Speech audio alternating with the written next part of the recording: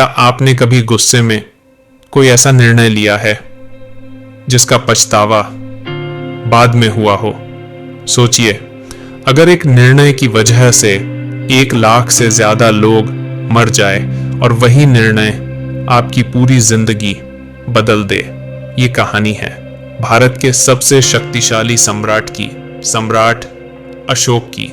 लेकिन यह कहानी केवल सत्ता की नहीं है, यह कहानी है परिवर्तन की। यह कहानी है एक कलिंग क्षण की। मौर्य वंश का यह राजकुमार बचपन से ही अलग था, तेज, कठोर और निर्णय लेने में निडर। सिंहासन तक पहुंचने के लिए उसने अपने ही भाइयों को रास्ते से हटा दिया।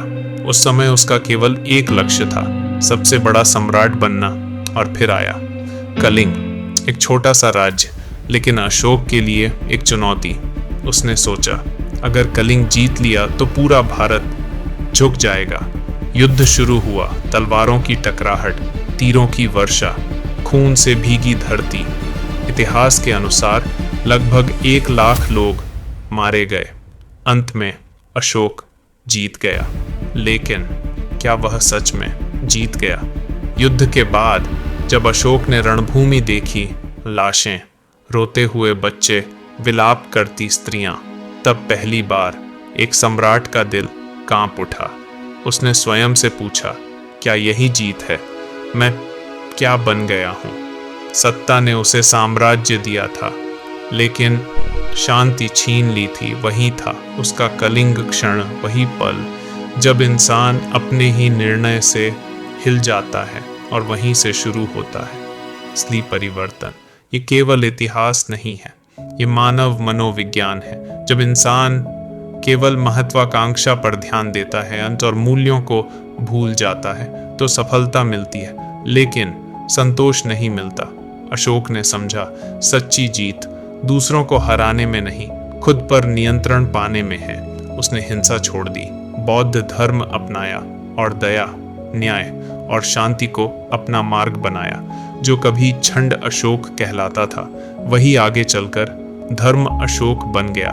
सबसे बड़ा परिवर्तन अंदर से शुरू होता है। लेकिन क्या ऐसे क्षण केवल इतिहास में होते हैं? नहीं, आज भी कलिंग जैसे क्षण होते हैं।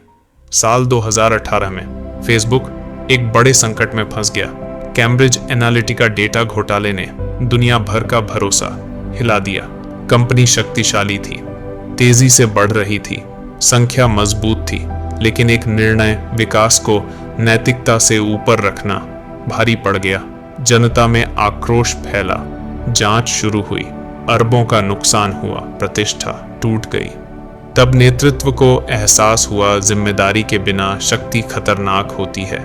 नीतियां बदली गईं, गोपनीयता नियम कड़े किए गए, जवाबदेही स्वीकार की गई। यह था एक कॉरपोरेट कलिंग क्षण, संख्या में जीत, लेकिन विश्वास में हार। जैसे अशोक ने रणभूमि देखकर समझा कि जीत सब कुछ नहीं होती, वैसे ही आज भी लोग और संस्थाएं तब समझती हैं जब नुकसान हो चुका होता है। सच्ची वृद्धि तब शुरू होती है जब हम अपनी गलती स्वीकार करते हैं। आज हम भी अपनी जिंदगी में छोटे छोटे कलिंग युद्ध लड़ते हैं, कार्यालय में, व्यापार में, संबंधों में, कभी अहंकार के लिए, कभी ईर्ष्या के कारण, कभी केवल स्वयं को सही साबित करने के लिए, और बाद में पछतावा होता है।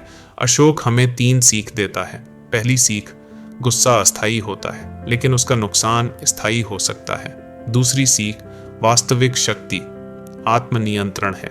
तीसरी सीख, परिवर्तन के लिए कभी देर नहीं होती। अब सोचिए, अगर अशोक जैसा सम्राट अपनी गलती स्वीकार कर बदल सकता है, तो हम क्यों नहीं?